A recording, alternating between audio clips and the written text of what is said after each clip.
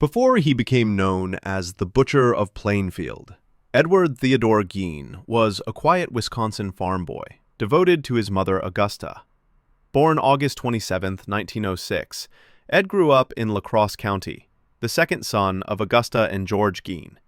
His father was an alcoholic who struggled to keep work. His mother, however, ruled their home with absolute authority, and a Bible in her hand. Augusta was a religious fanatic who saw sin everywhere except in herself.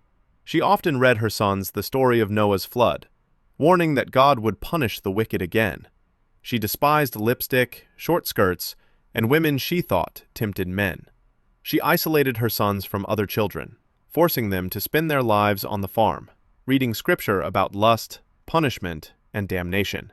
By the time Ed reached adulthood, his entire sense of morality and affection revolved around Augusta. He had no friends, no confidence, and no identity beyond her shadow. When George Gein died in 1940, the family felt little grief, only relief. But Augusta's control remained unbroken.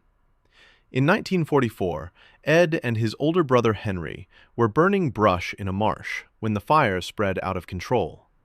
When police arrived, Ed calmly led them straight to his brother's body, found face down, dead, with bruises on his head.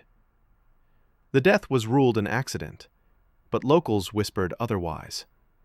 Henry had recently criticized Augusta, calling her influence over Ed dangerous. His sudden death left Ed as her only remaining disciple. Soon after, Augusta suffered a stroke. Ed nursed her obsessively inside their farmhouse, which had no plumbing or electricity. She died in December 1945, aged 67.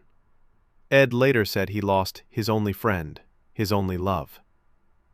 From that moment, his isolation hardened into something else, an obsession that would one day horrify the world.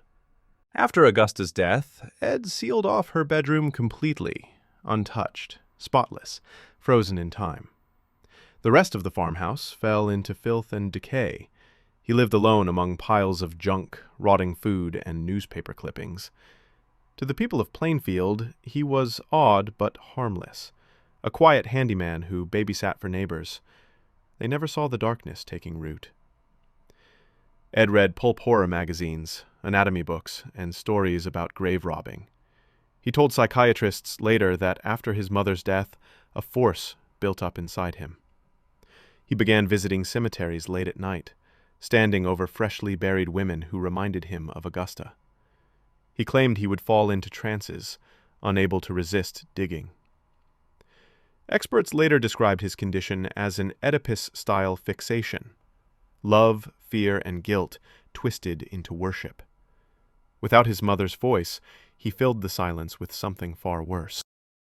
Saturday, November 16, 1957. Bernice Warden, the owner of the local hardware store, vanished in broad daylight. The last sales slip written that morning showed one customer, Edward Gein. Deputies drove to his remote farmhouse. What they found inside would define American horror for decades.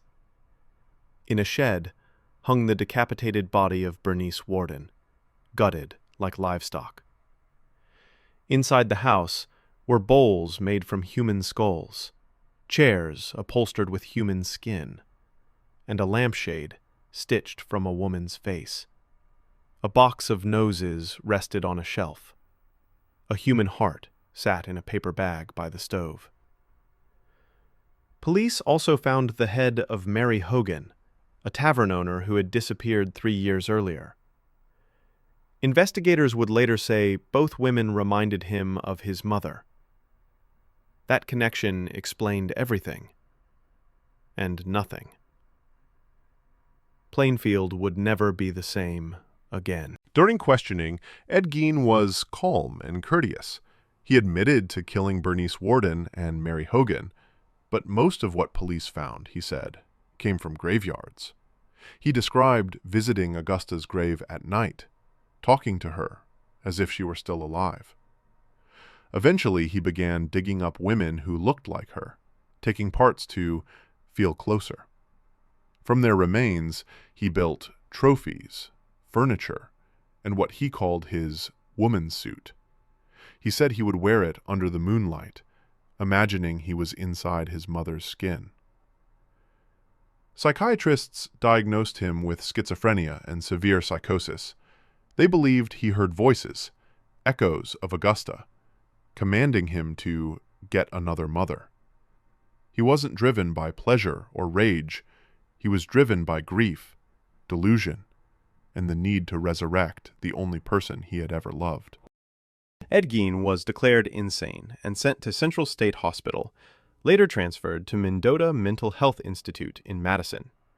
Staff described him as quiet, gentle, almost childlike. He read, painted, and made leather goods for staff. He never showed anger, only politeness. He died of respiratory failure on July 26, 1984, aged 77, and was buried between his mother Augusta and his brother Henry at Spiritland Cemetery. Even in death, he remained under her shadow. Hollywood immortalized his crimes through fiction.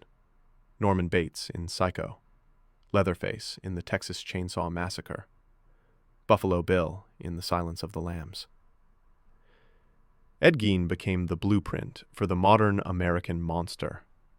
Not the cunning killer, but the lonely neighbor whose devotion curdled into madness.